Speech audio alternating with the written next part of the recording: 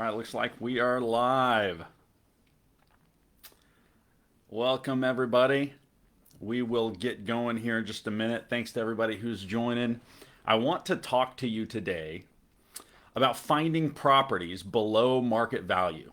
Finding properties below market value is an incredibly important skill that you need to know as a real estate investor. It's incredibly important, and the reason that it's important, I mean, you all know the old adage buy low, sell high, right? And normally we hear that in reference to things like portfolio income, like the stock market, buy low, sell high. Makes sense, right? But with this market, you've got to think with inventory in the basement, how are you supposed to be able to buy low so that later on you can actually sell high? Right? It can get a little bit discouraging there. Everything in the market goes so fast. Everything on market goes so fast. Right? So even if you wanted to buy a turnkey rental and put 20% down on it, you wouldn't be able to. You might not even be able to find it. But let's say you find it, putting 20% down on a property, you don't lose that 20%. It's still your equity, but it's not that scalable, right? If you need 10 homes, I think that it takes 12 homes to replace the average American income salary in passive income. 12 homes at 20% down and your median home price in your market, who knows how much that's going to cost, right? That's a lot of money. So you've got to be able to get deals and develop the skill of finding deals below market value. You can't afford to pay retail for these properties. So what I shoot for, my metric is 70% of retail value. I want to be all in, whether I'm buying it outright or I'm doing a BRRRR model or something creative to force the value of the property upward.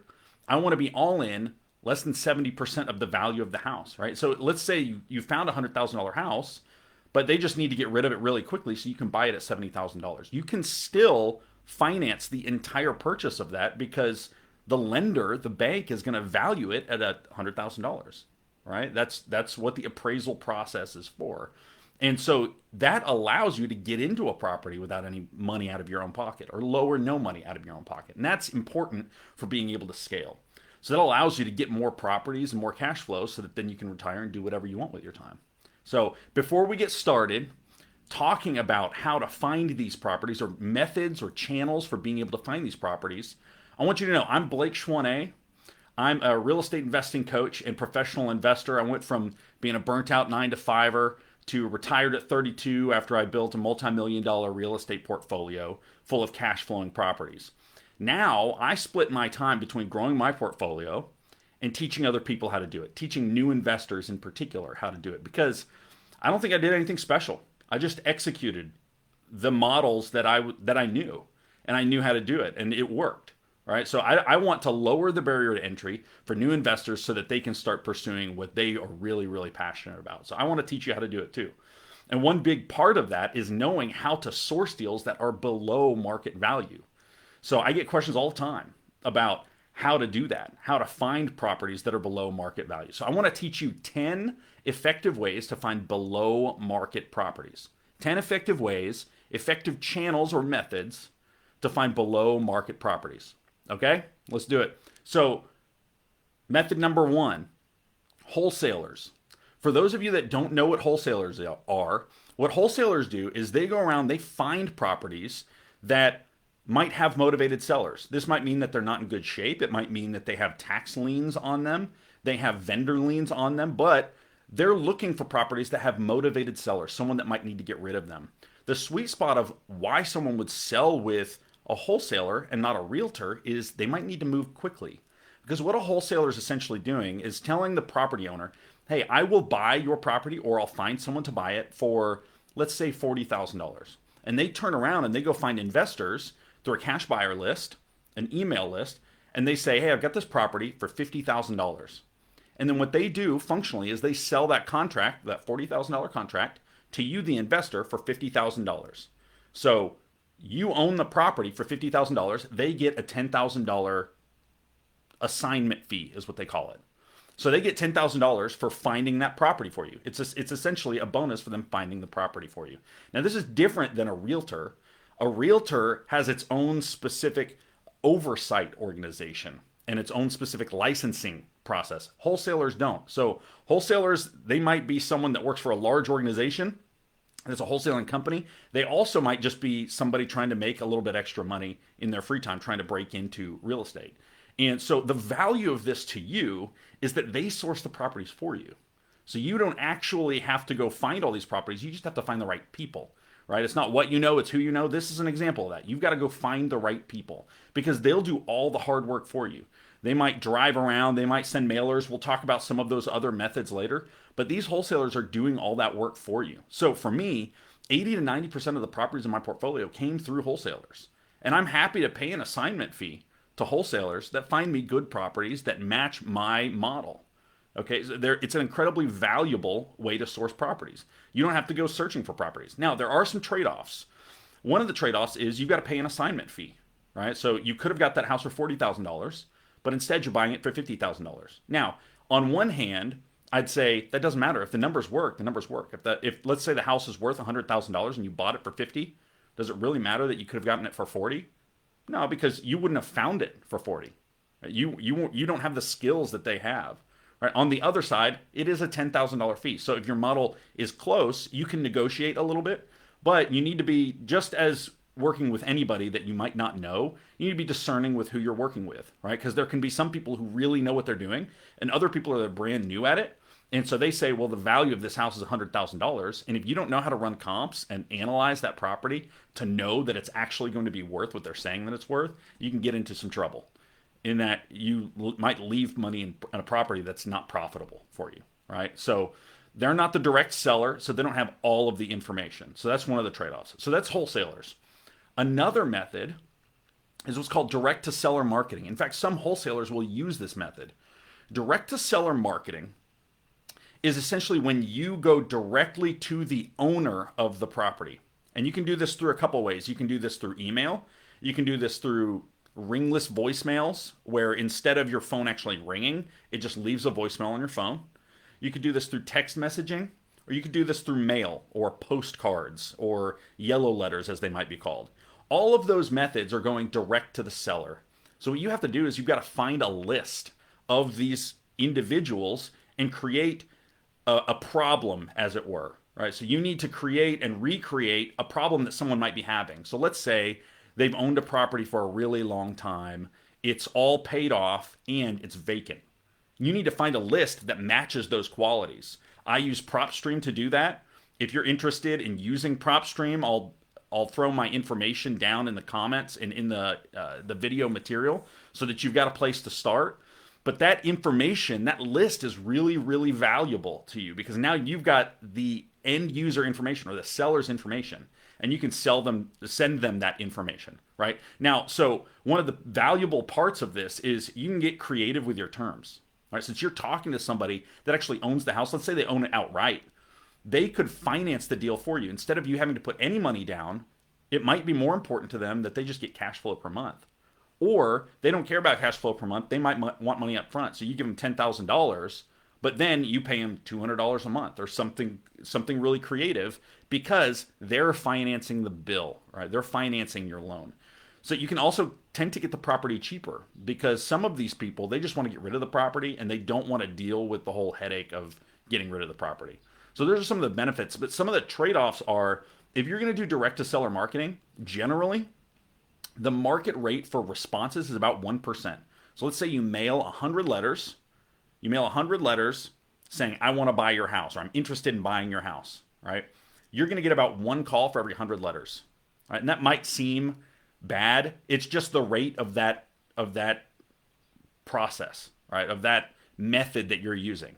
So if you want 5 people to call you back, you need to send 500 letters or 500 ringless voicemails. Okay, so that's one of the challenges is you've got to actually do a lot of this work in order to make that happen. Now, there are ways to make that easier. There's some ways that you can automate some of the letter sending, like yellowletterlady.com and other tools like that will allow you to send that information without you having to break your wrists writing all of those things. But it's still a 1% response rate. Another trade-off is it actually costs money up front. So if you're going to send through an automated process, these letters, you're going to have to pay for, let's say, 50 cents a letter over the course of 1,000 letters, right? Which is not an unreasonable amount. you're going to be out of pocket some money, right? And you've got to hope that your messaging communicates value to them in that letter, right? And then lastly, just a personal note, you're going to need some thick skin because there are going to be some people that reach out to you that say, "How dare you offer to my property, offer to buy my property? I don't want to. I don't want to sell my property. How'd you get my information?" They're going to be really angry at you, and in those situations, the best thing that you can do is try and relate with them and communicate to them what you do, or just say, "Hey, this might not be really valuable," and just hang out. Right. So you got to have some thick skin for being able to interact with some of those types of conversations. All right. So we've talked about wholesaling, talked about direct to seller marketing. Another option for finding below market deals would be driving for dollars. Now, driving for dollars is exactly what it sounds like. You're actually driving around the market looking for houses. Now, this doesn't have to be, say, carving out 3 hours during the week for you to drive around just looking at properties. It can be that. It could also be you just driving around when you're driving around to the grocery store or to the gym, keeping an eye on properties or taking a new route each time. So your goal in driving for dollars is to find properties that might have motivated sellers. Most of the time people do this by finding houses that aren't taken care of very well, or maybe they have a for rent sign or a for lease sign out in the front, or a for sale by owner sign, or they're just not in great shape. Then what they do is they get in touch with the seller. Either sometimes you can go knock on the door, or you go look up their information in public record searches, and you can get their information and be able to contact them and say, "Hey, I'm interested in buying your house." So one of the benefits to this is, again, you just like direct to seller marketing, you get access directly to the seller, which is really valuable because you can have a conversation with someone. You can humanize the conversation, right? And let them know that you're an individual. You're not some mega conglomerate that's trying to poach and be a predator on renters, right? You're actually trying to provide a dignified living for people. And you can make it a human conversation instead of just some bleep blort machine type of conversation, right? That's one of the benefits. And because of that, you can tend to talk directly to the seller and have some more creative terms. Potentially even get the property for cheaper. And in addition to that, you actually get to see the property condition. But it also comes with some challenges. One of the challenges is you got to spend a lot of time driving around. And not only that, but if you are living in an expensive market, let's say you live in an Austin, Texas, or a New York City, or the Bay Area, or Nashville, the properties in your market are going to be so expensive that it's not oriented toward cash flow. Those markets are not cash flow markets. So if you don't live in a cash flow market, driving for dollars probably won't help you unless you're willing to take a really, really long commute, which most people aren't willing to do. Right? So it might not even be available to you. But if you do live in a market that cash flows well, you can do this. It's just going to take a lot of time. And just a pro tip, if you do this, you should be tracking your mileage using something like MileIQ so that you can actually deduct all of the miles that you've driven for real estate purposes. That way you're not wasting money. But lastly, knocking on doors of abandoned properties, and not all people will knock on the door. Sometimes, most of the time, they'll go skip trace and find the seller's information, give them a call. But knocking on doors of abandoned properties just comes with an inherent risk, right? So again, you don't have to knock, but if you do, no, there could be somebody. If it's a vacant property, there could be a squatter in there, someone who's homeless and just trying to get shelter from the elements. And from my experience, half to a third of people that are homeless have mental health issues, and so that can put you in some danger. Okay, so another thing is animals. I mean, they're animals in these properties, right? And you could potentially get bit by a dog or some other animal like that. So when you go knocking on doors, just make sure that the environment around you seems safe. There's some reasonable risk that you're taking on there. So that's driving for dollars. Another method is the county courthouse auction. A lot of you might have heard of this, but you don't really understand what's happening. So the foreclosure process has 3 different periods of it. It has 3 steps. The first is notification to the owner that they're being foreclosed on. The second, and that's just the lender giving a heads up saying, "Hey, you're behind on your payments, X amount of payments. You need to reconcile by this date or we're going to foreclose on you." All right, and the bank is going to take ownership of the property. And the individual living there is going to lose all their equity. So they could have a $200,000 house only needing to pay back $10,000 of the loan, and they're still going to lose all of that equity, right? Then they go to the county courthouse. If they do have to foreclose, they go to the county courthouse and they auction it off to somebody that will just buy it. Usually the reserve price the price that's the least that they'll take from it is the outstanding note amount. So what's left on the mortgage. If they're not able to meet that reserve amount or the amount that they target, they will hand it off to a realtor, essentially, that they partner with to sell those properties. Now, the part that I'm talking about is the actual auction, right? Because pre-foreclosures, sometimes you can get access to those. You can call some banks, figure out what their lists are. Or post-foreclosures, those are going to be on the market. You'll see those on Zillow, MLS, and other tools like that. But the auction process happens at the county courthouse. One of the valuable parts of this is you get access to properties that others just don't see because there's an inherent barrier to entry, even just knowledge of the process of what's happening, when it's happening, what properties are going to be up for auction, and you've often got to come with cash. So, but you can sometimes find a diamond in the rough. One area that people get in trouble though is sometimes they think, well, I heard so and so get a property at auction. They got it for $95,000. It's worth $235,000, right? You hear that story and you think all of those properties are that way. But if you're not educated on the process, what you can do is walk in and say, I'm paying $95,000 for this property. That's fantastic. And then it turns out it's only really worth let's say it's worth $100,000 if it's in good shape, and it's in terrible shape. You can run into that type of a scenario. But you can oftentimes you can get stuff for less than retail, and sometimes it's in reasonable condition.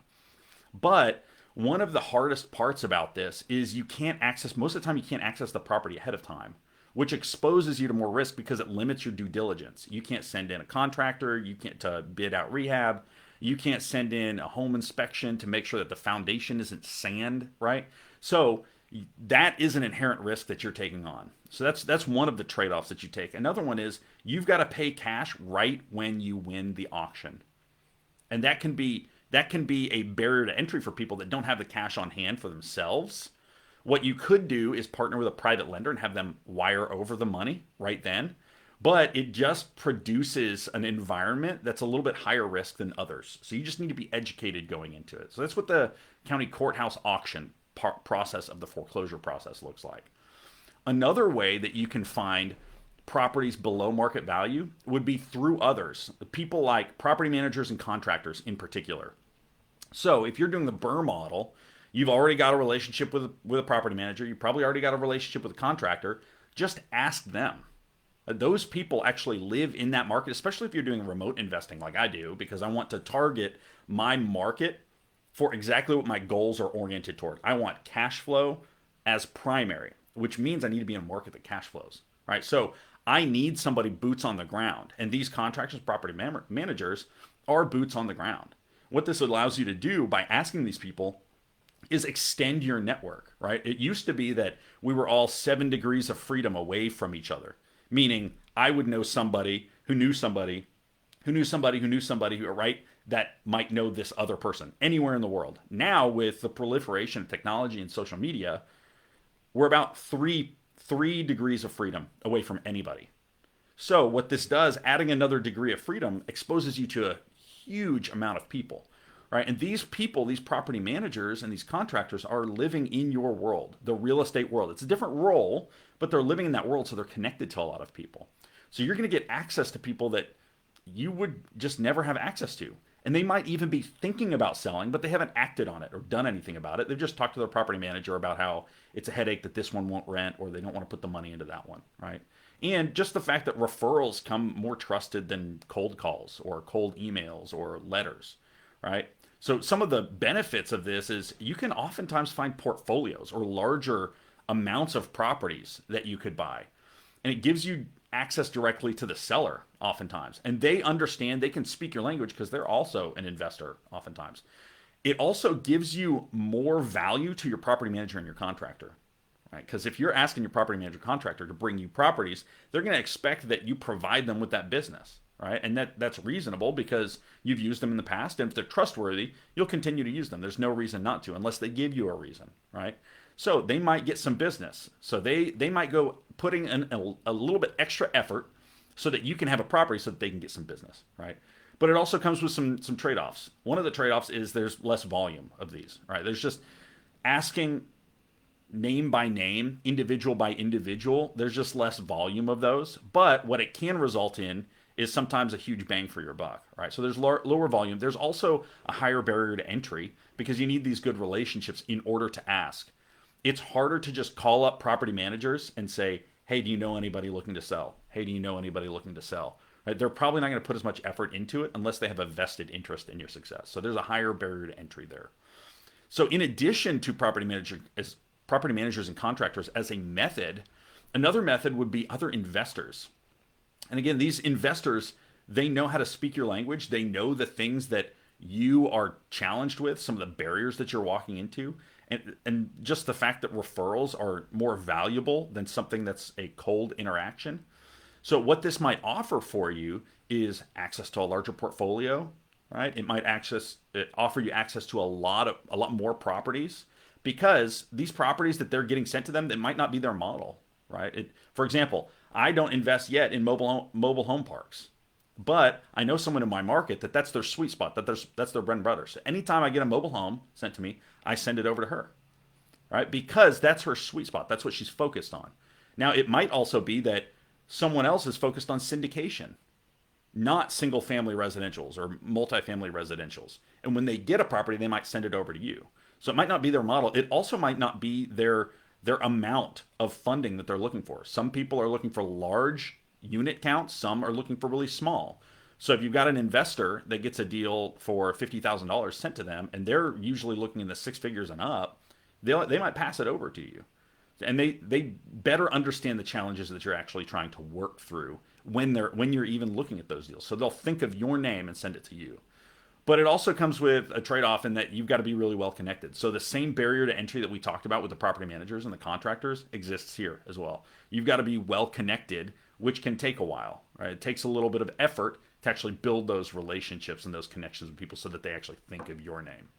So that's another one. But all of those, the ones that we've talked about so far, aren't really automated. It requires some proactive activity every single time, right? This next one doesn't, and it's Craigslist.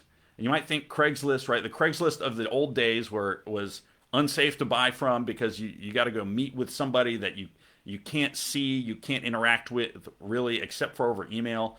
But with Craigslist, one of the things you can do is automate your deal sourcing process. And so what you can do is actually create searches that will send you an email into your inbox anytime it meets the parameters of your search. So let's say you search for fixer-upper. Not only can you search for that, you'll probably get a lot of results and maybe bound your geographic search area. You can also do what's called negative indexing. So you can anti-search as a way to think about it, right? You can search for fixer-upper, but you don't want it to include, say, realtor, because that would be something on market. Or you don't want it to include apartments or mobile homes or whatever things you're not looking for. You want to filter it down to exactly what you're looking for.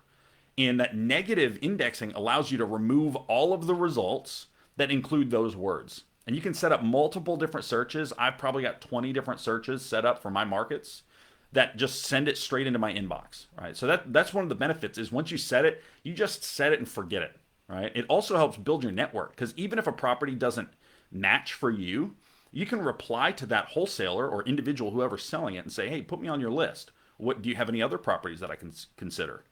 Do you know of anybody that would be selling a property that I should consider reaching out to? So it helps you build your network. But one of the challenges and trade-offs that you take with this is it's just lower volume. There's not as many of these that come across, and it takes some upfront setting up. Your initial search has to be good because if you don't do the negative indexing correctly, you just end up with a bunch of spam, right? And you essentially just signed up for all this spam, right? But if you do it too rigid, you don't get any deals, right? If there are too many search terms or too many negative terms, or your negative term included things like the or and, you're not going to get anything because those words are so common in descriptions, right? And in just the daily use life, right? So that's one of the challenges that you can experience with Craigslist, but it's completely automated once you set it up, which is really valuable. Another potentially automated tool, but online tool would be Facebook Marketplace, right? We're all familiar with what Facebook Marketplace is. And one of the reasons that it's valuable is there's a high volume of properties on Facebook because that's where people are already at. So people are already existing there. So they're trying to get a lot of exposure to putting things out for rent or putting things up for sale, right? or marking that they've bought something, right? And there's a lot of groups as well there. So one of the benefits is because of the high volume, you've got a lot of exposure to properties. There's a lot of properties out there. But on the flip side of that, one of the challenges are there's a lot of properties out there, right? So it can be harder to index through. There's probably a lot more spam as well. And one of the challenges of Facebook in particular is the notification or automation process that's a little bit more native with Craigslist isn't as valuable in Facebook because there's no negative indexing or negative search function from what I've been able to tell. And it can take a lot of time because you've got to message people. What I'll do is I'll message, say, apartments that are for rent. I'll message them and say, hey, I'm interested in buying this apartment complex. Would you be open to a conversation about selling? Most of the time, if it's an apartment complex, I'm talking to a property manager or a property management team member, and they'll connect me to the owner if I can get past them, right? Or if it's just a single family or a triplex, I'll message and I'll just say, hey, are you interested in a conversation about selling? At least we can have that conversation. So you can get directly connected to the seller, but it requires a lot of messaging, right? It's not as automated. So those are some online options. Now we're down to the last two options. And I think you'll be surprised to hear what these are because one of them is realtors. And so I say below market properties, not necessarily off market properties. You just don't want to pay retail price.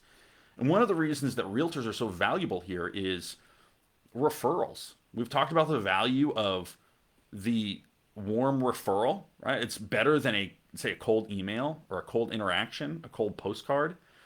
The other sweet spot of realtors is they're just in contact with so many people in real estate, right? Think about their daily activities.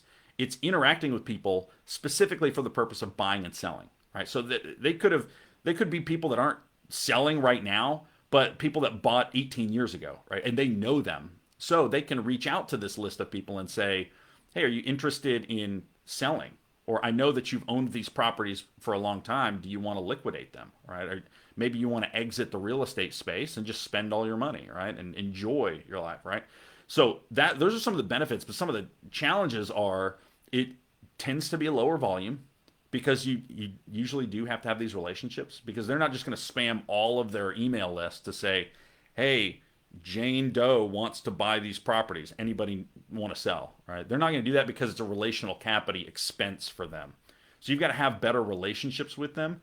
And most likely you've got to give them a realtor commission, right? So that's either 6% or 3% depending on what the other side is working with, right? So that's realtors. The last one, I think you'll be really surprised, and it's one of my favorite. It's one of my favorite methods for finding below market deals, and that's actually the MLS, the multiple listing service. All right, and you might say, well, Blake, that is the definition of retail property, or that's the definition of on market, right? And that's why I didn't say on market properties. I said below market properties, right? Below market value, okay? Because being on market can be okay. Think about a market like today's market. It's moving so quickly to the point where if a property's on the market for 10 days or longer, there's probably something wrong with it, right? Either it's priced too high or it's not in good shape or it's got foundation issues. And that is a good thing.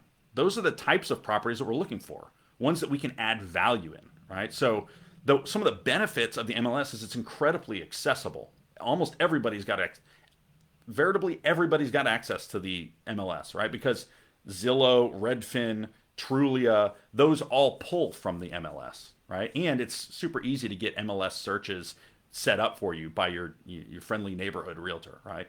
It also, one of the sweet spots of getting properties off the MLS is it allows you more time to evaluate your risks, right? So let's say a property, the last one that I did off the MLS, it was listed at 85, I offered 70, and we closed at 73, all right? When we got under contract for 73, I then had more time to do due diligence because I put a 10-day option period in there. And I paid $50 for a 10-day option period. So I got to send an inspector in. I got to have a contractor go in to evaluate how much money was it going to cost for me to fix a few things. And then in that situation, we didn't need to renegotiate, but it could allow you to renegotiate on price. And that's happened to me before where I've already talked them down, say $10,000 off of the list price that they've put it on for. And then I say, well, the foundation's in bad shape or that is in bad shape. And because it's been on the market for so long, they really don't have much leverage. You have a lot of leverage for negotiating and renegotiating if you find something in the inspection because there's no demand for it. And the market's going to present market equilibrium on an average, right? So if they list something for $100,000, it's only worth 70. No one's going to offer $100,000 in general, right? So getting that option period for due diligence is incredibly valuable. But one of the challenges is higher demand and visibility means things move quickly, right? So you might be able to find properties in that 1 to 5 day window. But what I like to do is I just like to let those weed themselves out. If people want to pay over market price, that's totally fine. I usually wait until they're 10 days old or older, or maybe even they failed on the MLS, and I'll offer on those. The other con is negotiating with realtors or negotiating with a seller through realtors can add complexity. Because if you're really good at being aware, emotionally aware of how people are feeling during a conversation, and you can adjust to that, now you've got to go you to your realtor, to their realtor, to the seller, adding extra layers. If you ever played the telephone game in middle school or grade school, you know exactly what I'm talking about. It just adds, adding humans adds complexity, right? So that's the MLS. So that's the list. That's all 10 of them. All right. We talked through all 10 of them. And again, those 10 are wholesalers, direct to seller marketing, driving for dollars, the courthouse auction. And again, this isn't all of it, but it also includes property managers and referrals from contractors, other investors, Craigslist, Facebook Marketplace, online tools like that. And then the surprises, which are realtors and the MLS. Right? And again, this isn't an exhaustive list. You could look at other resources as well. But these are my 10 favorite. And these are really valuable ways for you to be able to find below market properties. And I can't stress it enough. If you want to create passive income through real estate so that you can be financially free and do whatever you want with your time, you have to be able to find below market properties. That has to be a skill that you work on. Not only does it have to be in the right market or the right cash flow market, it's got to be in a cash flow market. It also has to be a below market property so that you can actually afford the property that you're buying. Okay, so those are the things that you need to work on. All right. So what I would encourage you to do is don't try and do everything at once, but you do need to start now. You're responsible for your own actions.